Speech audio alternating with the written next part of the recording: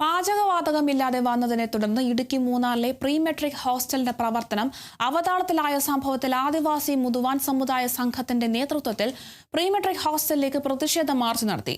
Hostel കവാടത്തിൽ police March തടഞ്ഞത് നേരിയ സംഘർഷത്തിനിടയാക്കി. തുടർന്ന് നടന്ന പ്രതിഷേധ സമരം ആദിവാസി മുതുവാൻ സമുദായ സംഘം സംസ്ഥാന പ്രസിഡന്റ് പാൽരാജ് ഉദ്ഘാടനം ചെയ്തു.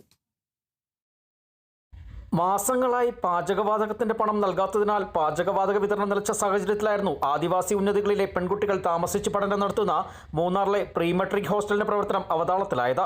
പാചകവാതകമില്ലാതെ വന്നതോടെ കുട്ടികൾക്കുള്ള ഭക്ഷണ വിതരണം താളം തെറ്റി. തുടർന്ന് രക്ഷിതാക്കളെത്തി കുട്ടികളെ വീടുകളിലേക്ക് കൊണ്ടുപോയിരുന്നു. ഈ സംഭവത്തിലാണ് ആദിവാസി മുതുവാൻ സമുദായ സംഘം പ്രതിഷേധവുമായി രംഗത്തെത്തിയിട്ടുള്ളത്.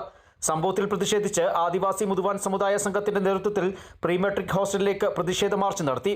ഹോസ്റ്റൽ കവാടത്തിൽ പോലീസ് മാർച്ച് തടഞ്ഞത് നേരിയ സംഘർഷത്തിന് ഇടവരുത്തി.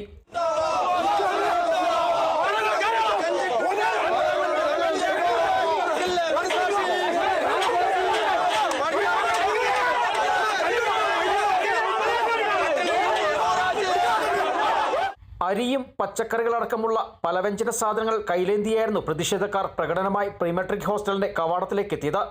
തുടർന്ന് നടന്ന പ്രതിഷേധ സമരം ആദിവാസി മുതുവാൻ സമുദായ സംഘം സംസ്ഥാന പ്രസിഡന്റ് പാൽരാജ് ഉദ്ഘാടനം ചെയ്തു. ഒരാഴ്ചയായിട്ട് പട്ടിണി കിടന്നിട്ട് ഇവർ അറിയിച്ചിട്ട് പോലുമില്ല.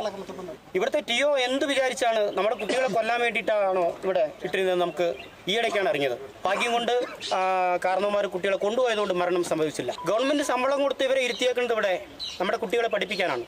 നമുക്ക് വേണ്ടി ഗവൺമെന്റ് ഹോസ്റ്റലും പ്രീ മെട്രിക് ഹോസ്റ്റലുകളെല്ലാം MRS അതുപോലെ തന്നെ ചെയ്ത് ഇത്രയും ഫണ്ടുകൾ മുടക്കി ചെയ്തു വെച്ചേക്കുന്നത് നമ്മുടെ കുട്ടികളെ പഠിപ്പിക്കാനും.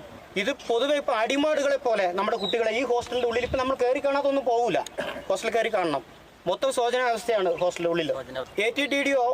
DDO സാറ് ലീവിലാണ്. ATDO incharge. ATDO ഉത്തരവാദിത്തം പറയണം.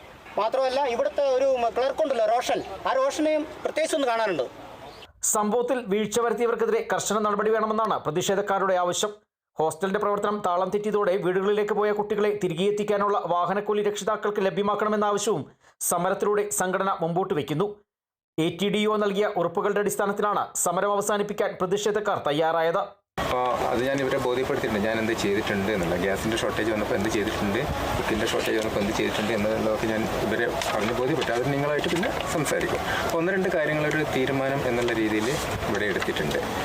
അപ്പോൾ അത് ഞാൻ വായിക്കാം.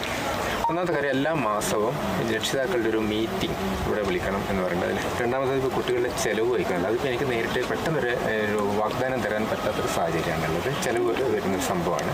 ഞാൻ ഇത് തീർച്ചയായും നിങ്ങളുടെ ഇതിൻ്റെ ഭാഗമായിട്ടുള്ള റിപ്പോർട്ട് ഡയറക്ടർ കൊടുക്കുമ്പോൾ ഇക്കാര്യം ഞാൻ പറയുന്നതായിരിക്കും.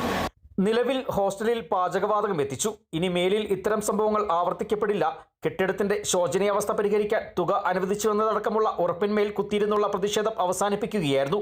പട്ടികവർഗ വികസന വകുപ്പിന് കീഴിലുള്ള പ്രീ മെട്രിക് ഹോസ്റ്റലിൽ ഇടമലക്കുടിയിൽ നിന്നുൾപ്പെടെ 65 പെൺകുട്ടികളാണ് താമസിച്ചു വരുന്നത്.